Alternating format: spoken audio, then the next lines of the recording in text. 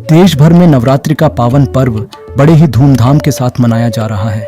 दिल्ली की कई जगह पर रामलीला व रामकथा का मंचन किया जा रहा है।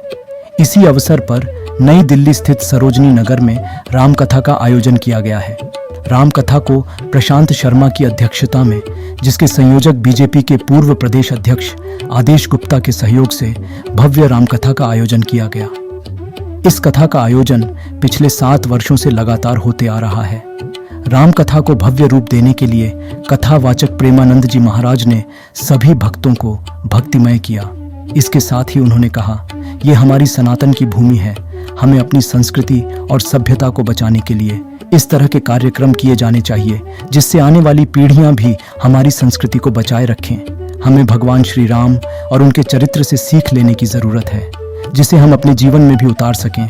बीजेपी के पूर्व प्रदेश अध्यक्ष और रामलीला के संयोजक आदेश गुप्ता ने कहा, नवरात्रि का पावन पर्व चल रहा है और देश के कई जगहों पर रामलीला रामकथा का आयोजन बड़े ही भव्य तरीके से किया जा रहा है और ऐसे कार्यक्रम हमारे लिए, हमारी आने वाली पीढ़ियों के लिए बहुत जरूरी है।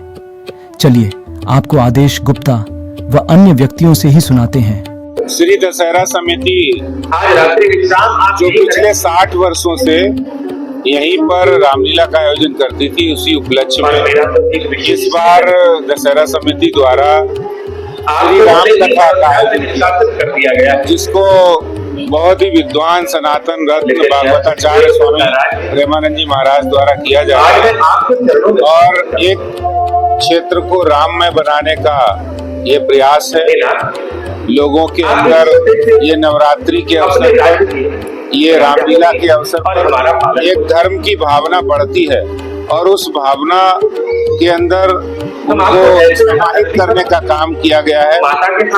यहाँ पर राम कथा का आयोजन भी हो रहा है, यहाँ संस्कार भी आयोजन हो रहा है और साथ ही साथ प्रतिदिन यहाँ भंडारा भी होता है और जो आगंतुक है उनके लिए भी विशेष व्यवस्था की गई है। बहुत अच्छा एक माहौल इस इलाके में है और बहुत लोगों को अच्छा लग रहा है। एक अंदर से ऊर्जा आती है नवरात्रि के अवसर पर। प्रभु राम जी के चरित्र, उनके जीवन को अपने अंदर लाने के लिए लोग कोशिश कर रहे हैं इस राम कथा को सुनकर। राम कथा हर गली गली, कॉलोनी कॉलोनी में हो, जितनी हो उतना आवश्यक है। इस विश्व का ऐसा कौन है जो राम को नहीं मानता? सभी राम को किसी न किसी रूप में मानते हैं। कोई कहता है मेरा बेटा राम के जैसा हो, मेरा भाई राम के जैसा हो, मेरा मित्र राम के जैसा हो और मेरा राजा राम के जैसा हो। सब राम के गुण तो सभी चाहते हैं। तो राम के गुण यदि सब में आए तो फिर सब चरित्रवान बनेंगे, संस्कारवान बनेंगे, विश्व में शांति होगी।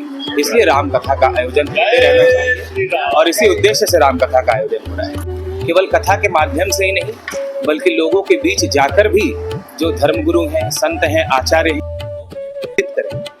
और हम सभी जितने भी हिंदू हैं उन सभी का यह दायित्व है कि वो अपने पहले परिवार से शुरुआत करें। परिवार के बच्चों को राम जी के बारे में बताएं, भगवान श्री कृष्ण के बारे में बताएं, उन्हें सिखाएं। हमारे आसपास के लोग भी सीखेंगे और इस प्रकार धीरे धीरे धीरे जब हम प्रयास शुरू करेंगे तो छोटे बड़े हर प्रयास से एक दिन हमारी संस्कृति जो रही है वो फिर से स्थापित होगी।